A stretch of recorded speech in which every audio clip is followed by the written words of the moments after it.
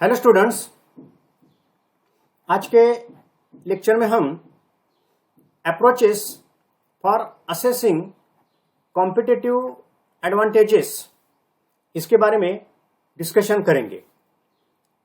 Generally जो value chain analysis है, इस कंसेप्ट को पिछले लेक्चर में हमने क्या किया है, डिस्कस किया है। जो वैल्यू है कस्टमर बिजनेस को पे करने के लिए तैयार होता है, वो कब तैयार होता है? जनरली जो नंबर ऑफ फंक्शंस है, प्राइमरी फंक्शंस है, सपोर्टिव फंक्शंस है, उसका एक रिजल्ट क्या होता है? जो प्रोडक्ट या सर्विस कस्टमर को ऑफर की जाती है, वो प्रोडक्ट और सर्विस कस्टमर क्या करता है? एक्सेप्ट करता है। तो उसके लिए एक जो अमाउंट वो पे करने के लिए तैयार होता है, उसको हम क्या कहते हैं? वैल्यू कहते हैं। सो ये वैल्यू कैसे बढ़ानी चाहिए, यानी कि जो भी फंक्शंस है वो फंक्शंस किस तरह परफॉर्म करने चाहिए, ये फंक्शन का रिजल्ट ही किसमें दिखाई देता है? वैल्यू में दिखाई देता है। तो उस फंक्शंस को क्या किया जाता है? एनालाइज किया जाता है। यानी कि ये जो नंबर ऑफ फंक्शंस है उसकी एक क्या होती है? चेन होती है। कुछ प्राइमरी फंक्शंस होते हैं और कुछ सपोर्टिव फंक्शंस होते हैं। उसकी एक क्या होती है? ये चेन होती है और उसको क्या किया जाता है? एनालाइज किया जाता है। तो ये एनालिसिस क्यों किया जाता है, इसके बारे में जो अप्रोचेस है उसको यहां हमें क्या करना है? डिस्कस करना है। So generally when firm takes into account its value chain, अगर वैल्यू चेन को फर्म सामने रखती है, it needs to consider the value proposition और what set it apart from its competitors. So जो वैल्यू प्रोपोजिशन है, कॉम्पिटिटर से कौन से एरिया में, यानी कि कौन सा जो फंक्शन है वो कॉम्पिटिटर से क्या है? अलग है। उसको यहां कंपनी को क्या करना पड़ता है? पहले कंसिडर करना पड़ता है। Value chain analysis is design to improve profits by creating a product और service that so superior that customer are willing to pay more than the cost to develop it. So, ये value chain analysis कैसे होना चाहिए, ये process कैसे design करनी चाहिए? Generally improve profits by creating product और सर्विस, यानी कि जो प्रोडक्ट है, जो सर्विस हम कस्टमर को ऑफर करने वाले हैं, उस प्रोडक्ट सर्विस से जो प्रॉफिट है वो क्या होना चाहिए? इंप्रूव होना चाहिए। तो एक कैसे हो सकता है? सो superior that customer are willing to pay more than the cost to develop it, यानी कि कस्टमर उसको जो अमाउंट पे करता है उसको हम क्या कहते हैं? वैल्यू कहते हैं। वो अमाउंट क्या होनी चाहिए? कितनी होनी चाहिए? कॉस्ट टू डेवलप इट, यानी कि उस प्रोडक्ट को डेवलप करने के लिए जो कॉस्ट बिजनेस को पे करनी पड़ती है, उससे ज्यादा कस्टमर एक अमाउंट देने को तैयार होना चाहिए। उसको बिजनेस क्या कहता है? प्राइस कहता है। लेकिन कस्टमर वो प्राइस कब एक्सेप्ट करता है? उसको वो प्रोडक्ट क्या लगना चाहिए? वैल्यूएबल लगना चाहिए। यानी कि जो वैल्यू क्रिएशन की प्रोसेस है, वो वैल्यू क्रिएशन की प्रोसेस बिजनेस को करनी पड़ती है। और ये वैल्यू क्रिएशन कब होता है? ये जो नंबर ऑफ फंक्शंस है, प्राइमरी और सपोर्टिव फंक्शंस, उसको पहले बिजनेस को एनालाइज करना पड़ता है कि कौन सा फंक्शन वैल्यू क्रिएट करता है, कि जिससे प्रोडक्ट सुपीरियर होता है और जिससे प्रोडक्ट कस्टमर एक्सेप्ट करता है, और एक जो प्राइस बिजनेस ने फिक्स की है वो एक्सेप्ट करके वो प्राइस पे करने के लिए क्या होता है? तैयार होता है। तो ये वैल्यू चेन एनालिसिस का मेन क्या है? पर्पज है। Okay, the common competitive advantage strategies include low cost provider और specialization, that is differentiation of product services. So, ये वैल्यू चेन एनालिसिस कौन से यहां कॉम्पिटिटिव एडवांटेज से रिलेटेड अप्रोचेस है, उसके बारे में अब क्या करना है? डिस्कशन करना है। So generally two common competitive advantage strategies, ये जो कॉम्पिटिटिव एडवांटेज है, दो कॉमन कॉम्पिटिटिव स्ट्रेटेजिक एडवांटेज सामने रखकर ये वैल्यू चेन एनालिसिस किया जाता है। सो पहला जो कॉम्पिटिटिव एडवांटेज है या फिर पहला जो पर्पज है एनालिसिस का, वो क्या है? Low cost provider. और जो दूसरा है specialization, that is differentiation of product और services. So value chain analysis करने के जो दो अप्रोचेस हैं, उसमें पहला अप्रोच क्या है? जो कॉम्पिटिटिव एडवांटेज है, वो पहला कॉम्पिटिटिव एडवांटेज हमें क्या देखना है? लो कॉस्ट, ये कॉम्पिटिटिव एडवांटेज सामने रखना है। और जो दूसरा कॉम्पिटिटिव एडवांटेज है वो क्या है? प्रोडक्ट डिफरेंशिएशन और सर्विस डिफरेंशिएशन। ये सब जो वैल्यू चेन है उसको एनालाइज करके कंपनी को डिसाइड करना पड़ता है कि जो एडवांटेज मिल सकता है वो कौन सा मिल सकता है। एक लो कॉस्ट का एडवांटेज मिल सकता है या फिर प्रोडक्ट डिफरेंशिएशन का एडवांटेज मिल सकता है।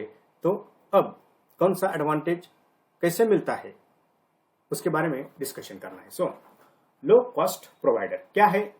ये अप्रोच या फिर advantage, value chain analysis focuses on cost and how company can reduce those cost. So पहले अप्रोच में क्या किया जाता है? वैल्यू चेन एनालिसिस कैसे किया जाता है? जनरली इसमें फोकस किस पे होता है?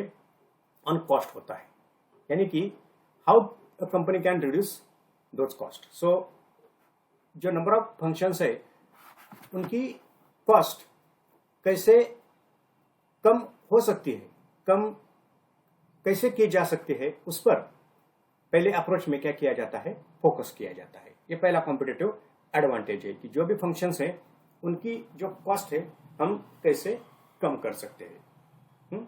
देन सेकंड जो एडवांटेज है स्पेशलाइजेशन और प्रोडक्ट डिफरेंशिएशन। तो इसका मतलब यहां हमें क्या करना है, समझना है। Value chain analysis focuses on the activities that create a unique product और डिफरेंशिएशन इन सर्विस। सो इस अप्रोच में क्या किया जाता है? जनरली फोकस किस पे होता है?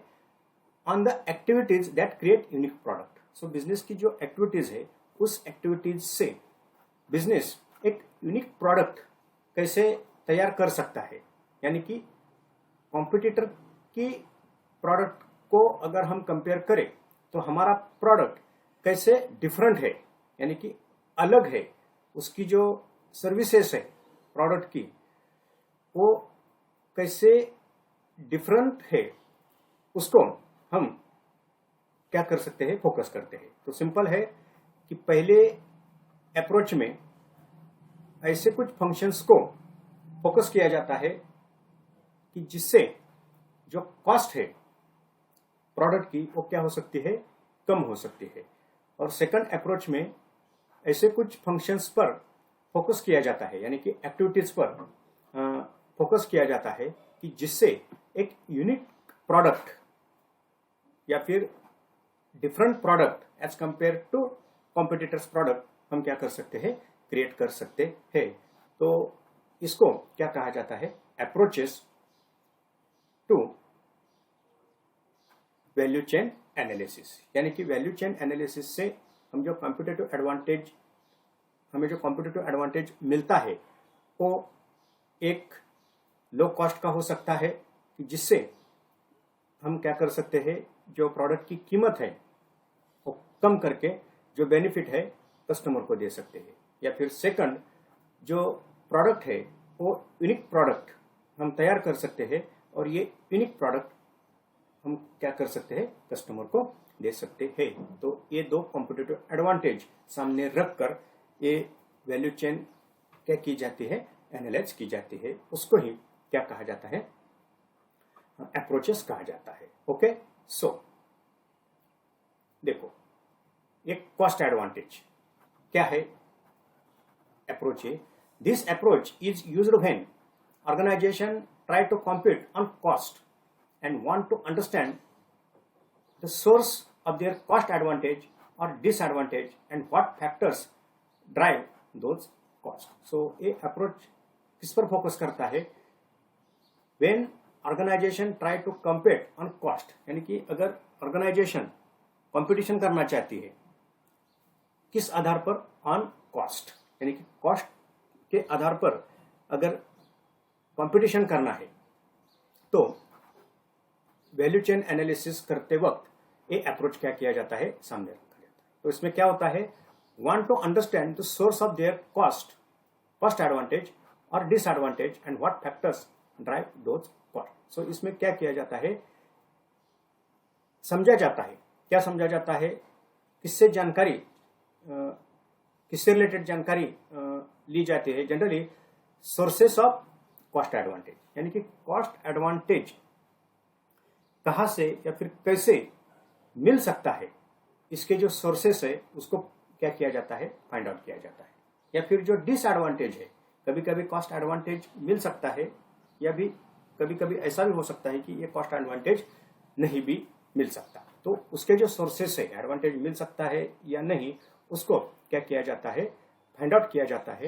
And what factors drive those cost, और जो भी कॉस्ट है वो कॉस्ट क्यों क्रिएट होती है, उससे रिलेटेड जो फैक्टर्स है उसको यहाँ क्या किया जाता है, फाइंड आउट किया जाता है, समझा जाता है। सो ये कॉस्ट एडवांटेज, ये जो अप्रोच है, कब यूज किया जाता है, अगर बिजनेस कॉस्ट के आधार पर कॉम्पीट करना चाहता है, तब ये अप्रोच सामने रखकर वैल्यू चेन एनालिसिस किया जाता है। ओके, कि जिसमें कॉस्ट क्रिएट होने वाले, यानी कि कॉस्ट एडवांटेज देने वाले जो कंपोनेंट है, यानी कि जो एक्टिविटीज है, उनको यहाँ क्या किया जाता है, फाइंड आउट किया जाता है। Then differentiation advantage. सो इसमें क्या किया जाता है, या फिर ये एडवांटेज क्या होता है, approach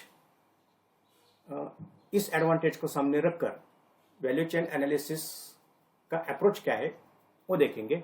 the firm that strive to create superior products और services use differentiation advantage approach. So अगर फर्म एक सुपेरियर प्रोडक्ट या फिर एक superior service as compare to competitor दे सकती है, यानी कि एक यूनिक प्रोडक्ट अगर बिजनेस का मार्केट में है, तो उसको क्या कहा जाता है, डिफरेंशिएशन कहा जाता है। एक अलग है, क्वालिटी के एंगल से अलग है, सर्विस के एंगल से अलग है, डिजाइन के एंगल से अलग है। एक यूनिक प्रोडक्ट अगर बिजनेस का होता है, तो वैल्यू चेन एनालिसिस करते वक्त ये डिफरेंशिएशन एडवांटेज को क्या किया जाता है, सामने रखा जाता है। तो ये दो अप्रोचेस है। पहले अप्रोच में कॉस्ट को सामने रखकर वैल्यू चेन को एनालाइज किया जाता है, और दूसरे अप्रोच में प्रोडक्ट का जो स्पेशलाइजेशन है, प्रोडक्ट का जो डिफरेंशिएशन है, वो कंसेप्ट को सामने रखकर वैल्यू चेन को एनालाइज किया जाता है। यानी कि जो भी ये एक्टिविटीज है, ये एक्टिविटीज हमें क्या करनी है, अब एनालाइज करनी है। जो activities cost benefit, cost advantage दे सकती है, उसको कॉस्ट एडवांटेज के अप्रोच में क्या किया जाता है, कंसीडर किया जाता है। हमने देखा है कि एक प्राइमरी एक्टिविटीज है, सपोर्टिव एक्टिविटीज है। हर एक एक्टिविटी क्या करती है, कॉस्ट क्रिएट करती है, लेकिन पैरेलल कस्टमर के एंगल से अगर देखें तो हर एक एक्टिविटी वैल्यू भी क्रिएट करती है। अगर प्रोक्योरमेंट की, यानी कि इनबाउंड लॉजिस्टिक में क्या किया जाता है, जो भी मटेरियल लगता है प्रोडक्ट को, उसको एक्वायर करने से रिलेटेड ये इनबाउंड एक्टिविटीज है। अगर ये इनबाउंड एक्टिविटी एक यूनिक एक्टिविटी है, तो ऑटोमेटिकली रॉ मटेरियल अच्छा रहेगा, कम कीमत में वो रॉ मटेरियल आएगा, तो ऑटोमेटिक कॉस्ट एडवांटेज मिलता है। अगर प्रोडक्ट को यूनिक बनाना है, तो अगर ये रॉ मटेरियल यूनिक मिलता है, यानी कि कॉम्पिटिटर को जो रॉ मटेरियल नहीं मिल सकता, वो अगर हमें मिलता है, तो ऑटोमेटिक वो क्या होता है, डिफरेंशिएशन एडवांटेज होता है। यानी कि हर एक एक्टिविटी क्या कर सकती है, ये एडवांटेज बिजनेस को अचीव करके देती है। खाली हर एक एक्टिविटी को उस एंगल से क्या करना चाहिए, देखना चाहिए, उस एंगल से उसको एनालाइज करना चाहिए। अगर मार्केटिंग की एक्टिविटी बिजनेस अच्छी तरह से करता है, तो ऑटोमेटिकली क्या होता है, एक डिफरेंशिएशन अलग तरीके से मार्केटिंग होता है, तो ऑटोमेटिक जो डिफरेंशिएशन का एडवांटेज है, वो एडवांटेज कस्टमर को मिलता है या फिर बिजनेस को भी मिलता है। यानी कि एक्टिविटी क्या है, ये मार्केटिंग की है। वो अगर एनालाइज उस एंगल से होती है कि ये मार्केटिंग की एक्टिविटी प्रोडक्ट डिफरेंशिएशन का एडवांटेज बिजनेस को दे सकती है, तो वो एडवांटेज बिजनेस को भी मिल सकता है और कस्टमर को भी मिल सकता है। तो हर एक एक्टिविटीज को यहाँ इस एंगल से क्या करना है, एनालाइज करना है, उसको क्या कहा जाता है, अप्रोच कहा जाता है। ओके, सो अब ये जो फर्स्ट एडवांटेज है, क्या स्टेप्स है इसमें? Identify the firms primary and support activity. पहले फर्म की जो प्राइमरी एक्टिविटीज है और सपोर्टिव एक्टिविटीज को आइडेंटिफाई करना पड़ता है।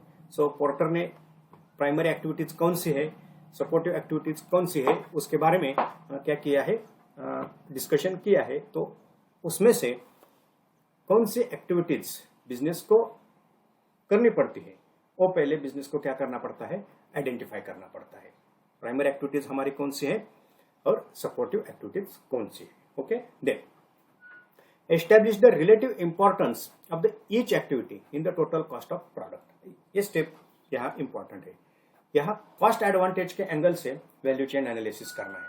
तो जो भी नंबर ऑफ एक्टिविटीज है, उनका हर एक एक्टिविटी का जो रिलेटिव इंपॉर्टेंस है, हर एक एक्टिविटी का, ईच एक्टिविटी का जो रिलेटिव इंपॉर्टेंस है, किस एंगल से हमें देखना है, जो टोटल कॉस्ट है प्रोडक्ट की, उस टोटल कॉस्ट ऑफ प्रोडक्शन में हर एक एक्टिविटी का रिलेटिव इंपॉर्टेंस कितना है, यानी कि एक वेटेज कितना है, वो सेकंड स्टेप में बिजनेस को क्या करना पड़ता है, कंसीडर करना पड़ता है। Establish the relative importance of the each activity in the total cost of product. Number of activities है, प्राइमरी और सपोर्टिव एक्टिविटी, हर एक एक्टिविटी का टोटल कॉस्ट में वेट कितना है, रिलेटिव इंपॉर्टेंस, वो क्या करना है, स्टेप नंबर सेकंड में देखना है। Then identify cost drivers for each activity. So हर एक एक्टिविटी का जो कॉस्ट ड्राइवर है, ये कॉस्ट ड्राइवर की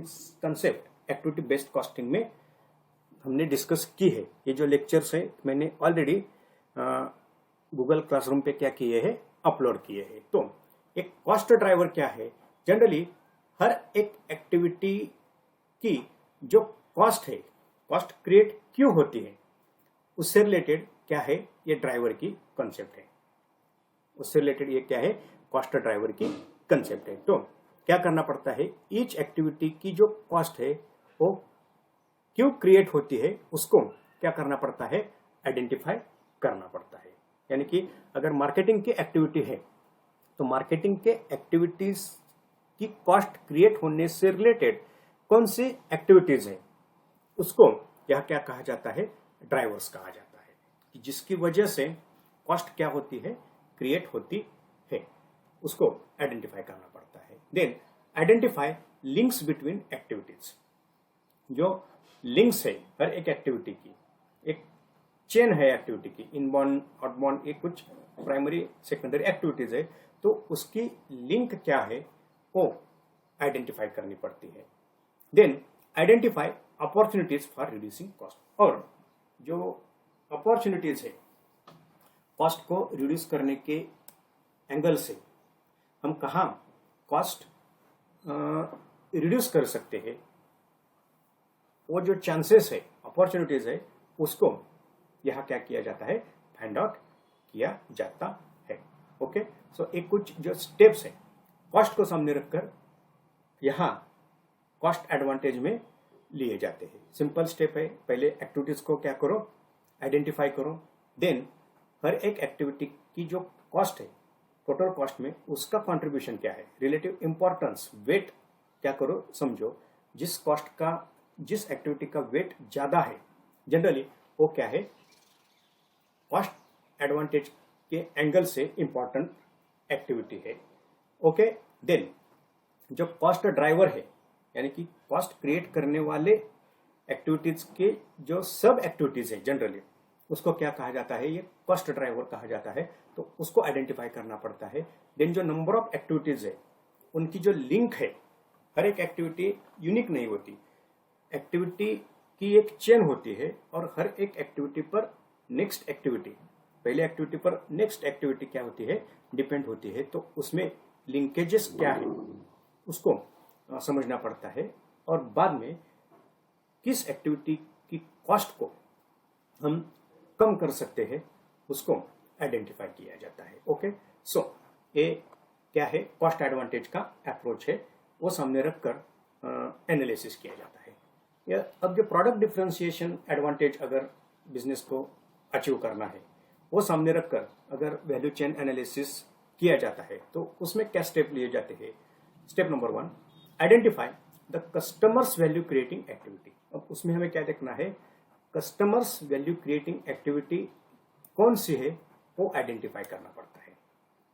ओके, सो एक कस्टमर वैल्यू क्रिएटिंग एक्टिविटी का मतलब क्या है, कस्टमर जो अमाउंट पे करने को तैयार है उसको हम क्या कहते हैं, वैल्यू कहते हैं।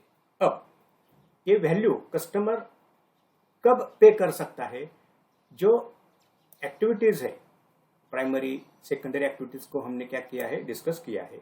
ये एक्टिविटीज क्या करती है, ये वैल्यू क्रिएट करती है। मैंने पहले ही कहा कि एक प्रोडक्ट हमें यूनिक कब लगता है, कि जनरली वो प्रोडक्ट यूनिक लगने के पीछे बिजनेस में जो नंबर ऑफ एक्टिविटीज की जाती है उसका रिजल्ट हमें प्रोडक्ट यूनिक लगता है। अगर हम सैमसंग का ही प्रोडक्ट, मोबाइल का प्रोडक्ट हम अगर परचेस करते हैं तो हमें ये सैमसंग का ही प्रोडक्ट अलग क्यों लगता है, इसके पीछे ये एक्टिविटीज है। यानी कि उसका मार्केटिंग ये एक्टिविटी हो सकती है, उसकी जो इनबाउंड लॉजिस्टिक है यानी कि जो रॉ मटेरियल है उसका स्पेयर पार्ट्स वगैरह, वो उनकी एक्टिविटी यूनिक हो सकती है। हर एक एक्टिविटी बिजनेस की यूनिक हो सकती है कि जिसकी वजह से कस्टमर को प्रोडक्ट अलग लगता है। तो वो एक्टिविटीज हमें क्या करनी है, यानी कि बिजनेस को समझनी है। Customers value creating activity, customer value देने के लिए कब तैयार होता है, क्यों तैयार होता है, उससे रिलेटेड एक्टिविटीज को क्या करना है, समझना है। खाली सर्विस की जो एक्टिविटी है वो भी बिजनेस के लिए रिलेटिवली इंपॉर्टेंट हो सकती है। खाली सर्विस से भी कस्टमर क्या होता है, खुश होता है और प्रोडक्ट को पे करने के लिए तैयार होता है। ओके, तो कौन सी एक्टिविटी कस्टमर से रिलेटेड वैल्यू क्रिएटिंग है वो क्या करना है, बिजनेस को समझना है कि जिससे कस्टमर जो हम प्राइस फिक्स करते हैं वो पे करने के लिए तैयार होता है। Okay, then evaluate the differentiation strategies for improving customer value. अब वो एक्टिविटी फिक्स हो गई, वैल्यू क्रिएटिंग एक्टिविटी अगर फिक्स हो गई, मैंने कहा कि सर्विस खाली ये एक्टिविटी अगर वैल्यू क्रिएटिंग है तो उस पर फोकस करो।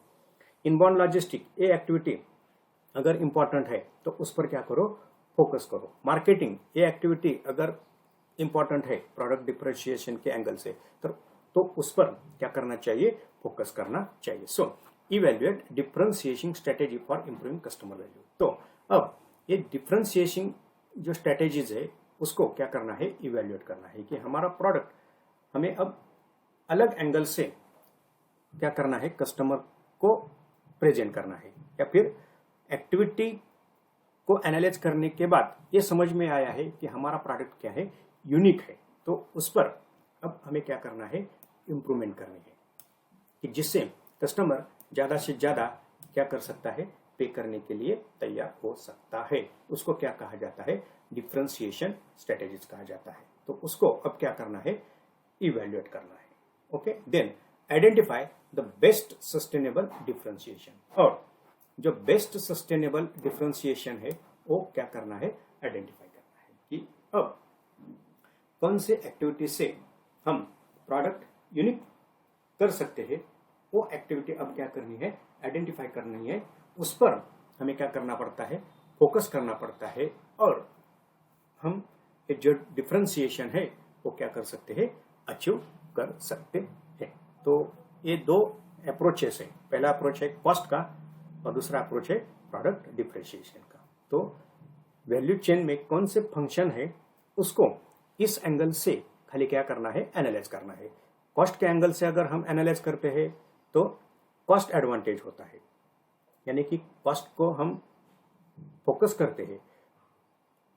अगर कंपटीशन कॉस्ट पर करना है तो हमें कॉस्ट एडवांटेज के एंगल से एक्टिविटी को एनालाइज करना पड़ता है। और अगर कंपटीशन नहीं, प्रोडक्ट डिफरेंशिएशन के एंगल से हम मार्केट में अगर अपना प्रोडक्ट लॉन्च करते हैं तो वैल्यू चेन में जो एक्टिविटीज है उसको एनालाइज किस एंगल से करना है, हमारा प्रोडक्ट यूनिक है, हमारा प्रोडक्ट एक अलग तरीके का प्रोडक्ट है, अलग तरीके की सर्विस है, वो एंगल देखकर ये अलग यानी कि डिफरेंशिएशन कैसे पॉसिबल हो सकता है, क्यों पॉसिबल हो सकता है? तो ऐसे कुछ बिजनेस में एक्टिविटीज है, उस एक्टिविटीज की वजह से ये प्रोडक्ट क्या लगता है कस्टमर को डिफरेंट लगता है। तो ये दो अप्रोचेस सामने रखकर क्या किया जाता है, वैल्यू चेन को एनालाइज किया जाता है। तो इन डिटेल ये क्या है, स्टेप्स है। ओके, इसका हमने क्या किया है, डिस्कशन किया है। मैंने बताया कि ये कॉस्ट ड्राइवर यानी कि कॉस्ट को सामने रखकर कॉस्ट एडवांटेज के एंगल से अगर हम वैल्यू चेन एनालाइज करते हैं तो ये कॉस्ट ड्राइवर क्या है मैंने बताया।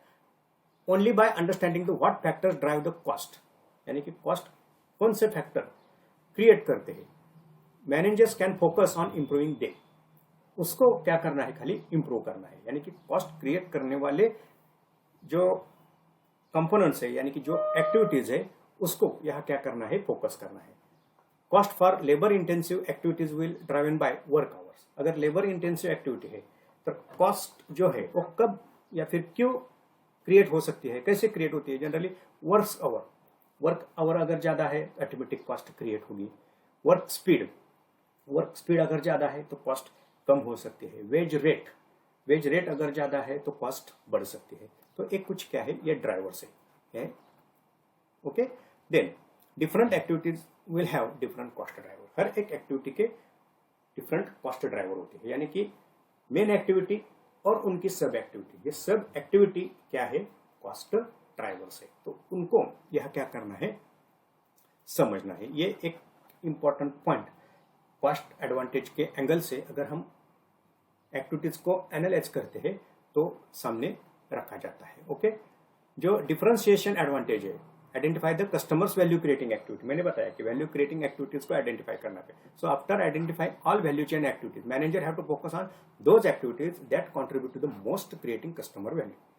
यानी कि जो activity customer value most create करती है, कस्टमर को वैल्यू देने के लिए ये एक्टिविटी कस्टमर वैल्यू देने के लिए कब तैयार होता है, अगर इनमें से एक एक्टिविटी अच्छी होती है ऑटोमेटिक कस्टमर वो वैल्यू देने के लिए तैयार होता है। जनरली एप्पल प्रोडक्ट्स, अगर हम एप्पल को सामने रखते हैं, success mainly comes not from great product features.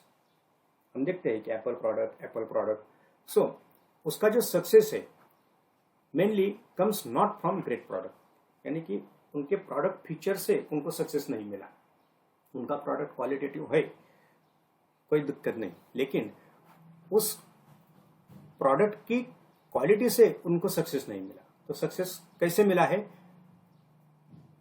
But from successful marketing activity. उनकी जो मार्केटिंग एक्टिविटी है ना, उस मार्केटिंग एक्टिविटी से उनको क्या मिला है, सक्सेस मिला है। देखो क्या है, एप्पल के प्रोडक्ट मार्केट में सक्सेस है, लेकिन वो सक्सेस उसके फीचर से नहीं मिला।